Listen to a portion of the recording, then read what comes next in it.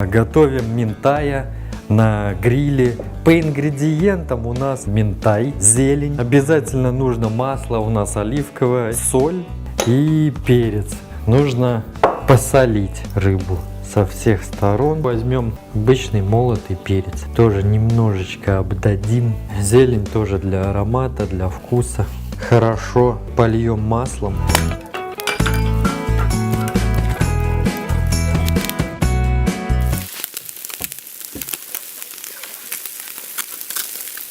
«20 минут обжарки на углях, и наш шашлык готов».